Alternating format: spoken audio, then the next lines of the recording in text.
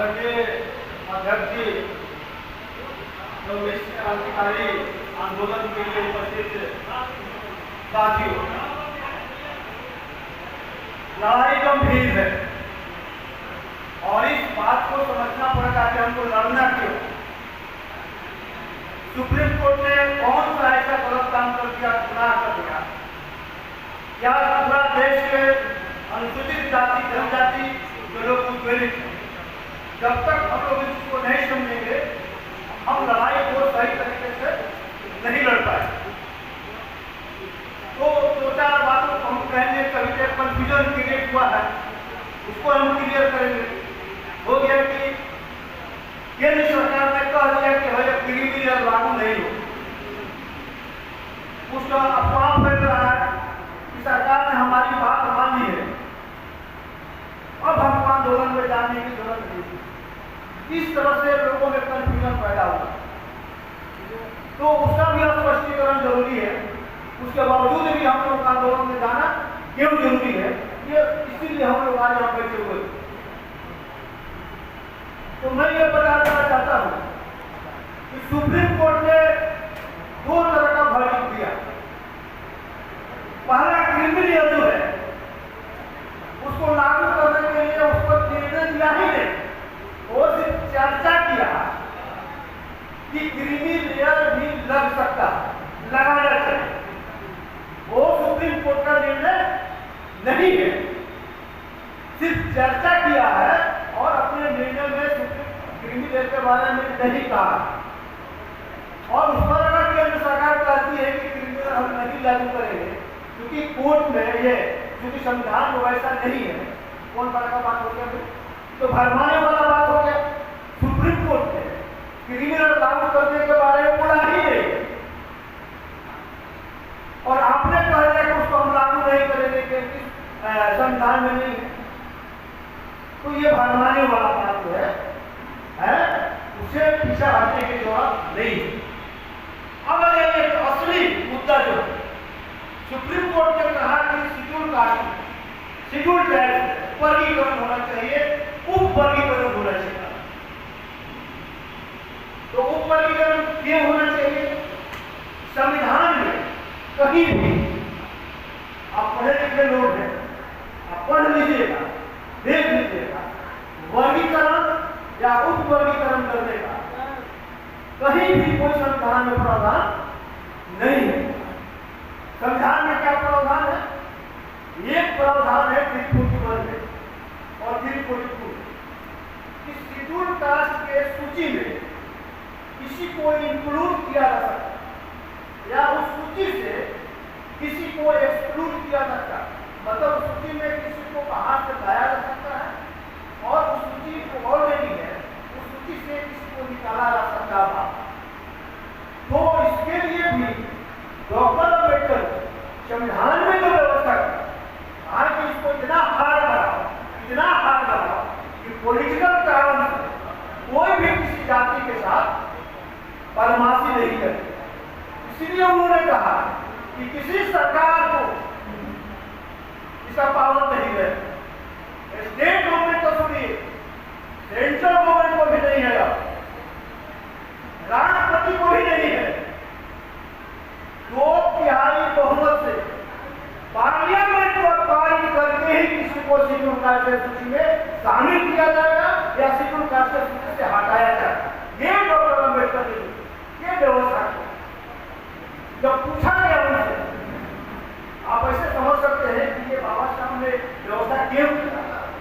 अब अगर ये आप समझ जाएंगे तो आपको लगेगा कि सुप्रीम कोर्ट ने कितना बड़ा अन्याय शेड्यूल कास्ट के साथ किया है।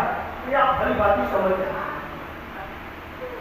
जो कानून बन रहा था, संविधान में व्यवस्था हो रहा था कि भाई शेड्यूल कास्ट में एक्सक्लूड करना और इंक्लूड करना है, तो इसको पावर किसको दिया, ये किसको ऑर्गेनाइज किया था, अथॉरिटी कौन हो। तो डॉक्टर साहब ने प्रस्ताव दिया था कि इसमें भारतीय पार्लियामेंट के अलावे किसी को कोई अधिकार नहीं होगा। तो मीटिंग जो कर रही थी प्रारूप समिति, उसी में एक मेंबर जो थे प्रारूप समिति, उन्हें बाबा साहब से संशोधन प्रस्ताव दिया और कहा बाबा साहब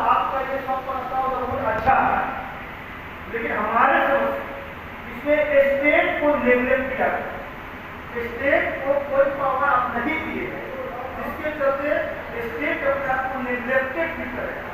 तो मेरा संशोधन प्रस्ताव है, इसमें स्टेट को भी पावर देना चाहिए, कुछ न कुछ स्टेट को इसमें जो वर्गीकरण जाति को जोड़ने घटाने में स्टेट को कुछ पावर देना चाहिए। डॉक्टर अम्बेडकर ने कहा नहीं, मैंने जानबूझकर स्टेट मतलब राज्य सरकार नहीं, स्टेट मतलब राज्य सरकार, केंद्र सरकार या कोई भी व्यक्ति जो नियुक्ति करती है, कोई भी निर्णय लेने में अपने सक्षम होती है अपने डिपार्टमेंट में। तो डॉक्टर अम्बेडकर का हमने जानबूझकर नहीं दिया, ये नहीं तो तुम्हें बताया।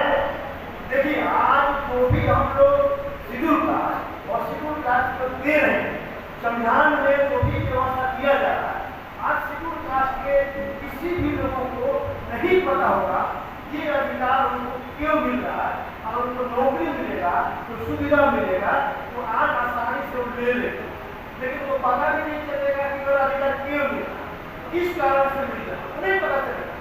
लेकिन 50 साल 60 साल 70 साल के बाद जब ये पढ़ लिख जाएंगे, जब इनमें जागरूकता है, तब ये लोग अपने अधिकार के लिए लड़ना शुरू करें। डॉक्टर अम्बेडकर ने उस समय सोचा 40 साल 50 साल 60 साल 70 साल के बाद जब लोग पढ़ने लिखने लगेंगे और ज्ञान प्राप्त हो जाएगा तो अपने संविधान को समझने लगेंगे, वो अपने संविधान की रक्षा के लिए, अपने अधिकार के लिए रोड पर उतरेंगे और आंदोलन करना शुरू करेंगे। तब क्या होगा, जैसे ही आंदोलन में जाएंगे तो उस स्टेट का मिनिस्टर उस आदमी का विरोधी हो जाएगा।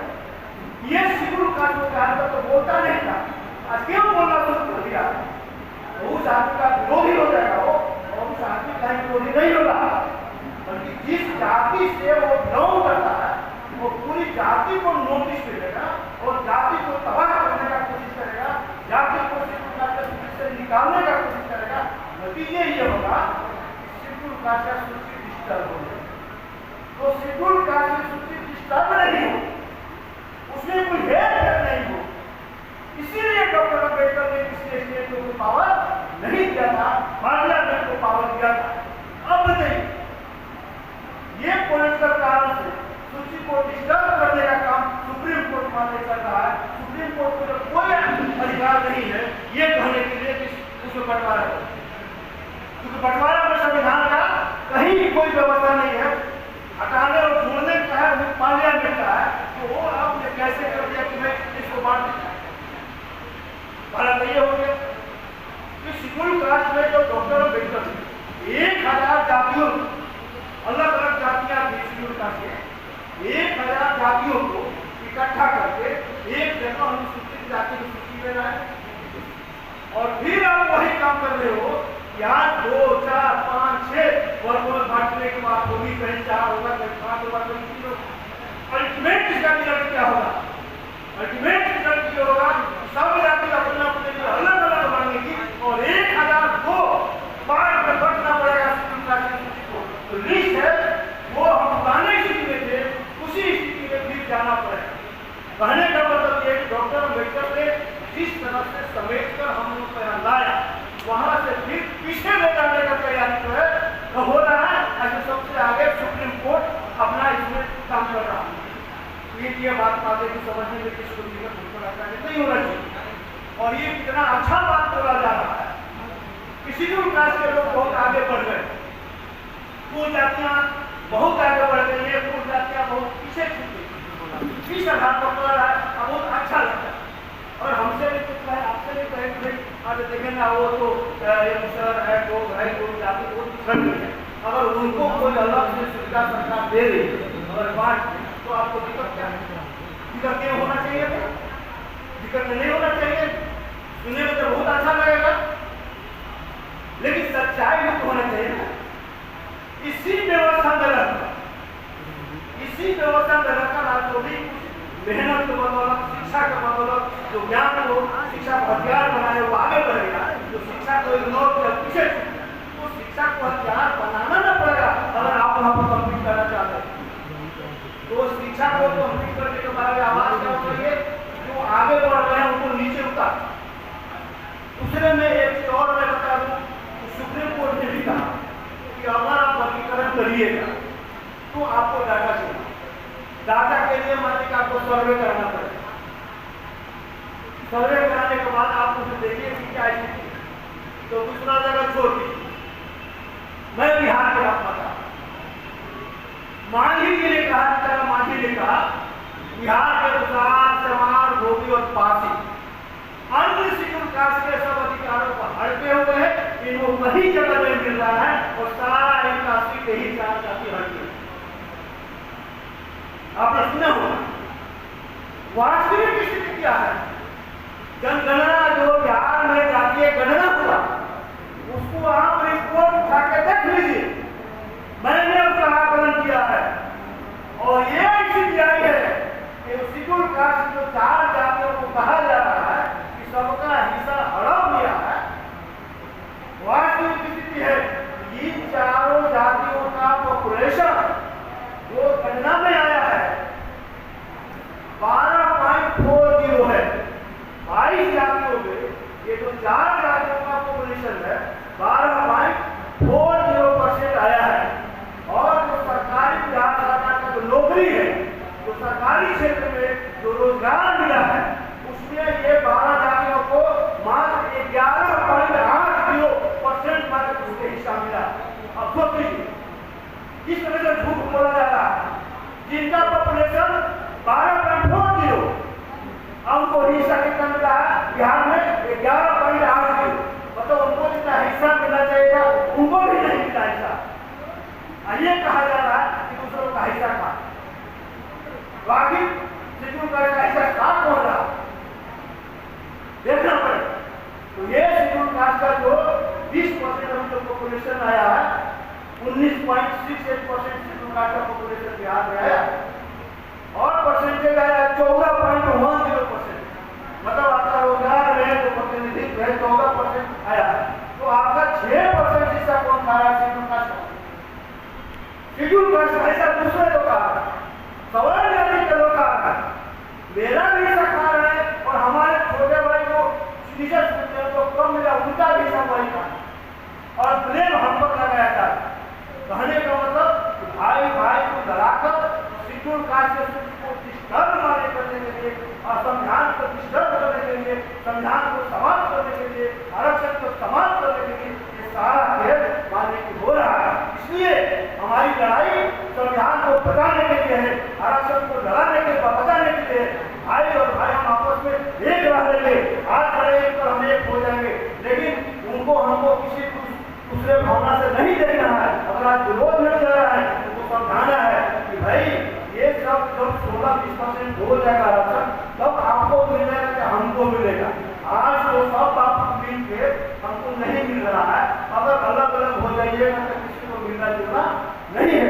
इसलिए आंदोलन वो निश्चित रूप से होना ही चाहिए और बता देना चाहिए कि 2 अप्रैल की जिस तरह से आंदोलन हुआ था उससे बड़ा आंदोलन करने की जरूरत है और उसमें कहीं कोई कंफ्यूजन की कोई जरूरत नहीं है, कहीं कंफ्यूज करने की जरूरत नहीं है कि सरकार हम लोग रिव्यूजन दे रहा है, नहीं दे रहा, क्या कर रहा नहीं कर रहा। तो ये क्लियर कट हो जाना चाहिए कि आंदोलन हर हाल में करना है, मजबूती के साथ करना है, 2 अप्रैल से बड़ा आगे करना है। और सबसे बड़ा कुछ ये पता है शेड्यूल कास्ट में इतना जागरूकता है कि सब लोग कह रहा है कि सुप्रीम कोर्ट में अपनी कॉम्पिटेंसी से बाहर जाकर अपने अधिकार से बाहर जाकर शेड्यूल कास्ट को तबाह करने का काम पूरा साइड बना कि रिजर्वेशन का लड़ाई, आरक्षण की लड़ाई कौन लोग लड़ रहे हैं? शेड्यूल कास्ट के लोग ही लड़ रहे हैं, शेड्यूल कास्ट के लोग ही समझ रहे हैं। और शेड्यूल कास्ट में कौन लड़ रहा है? शेड्यूल कास्ट में जो पदाधिकारी है, जो कर्मचारी है, जो पढ़ा लिखा है, उन्हीं के योगदान से सारा आंदोलन मारने की चल रहा है।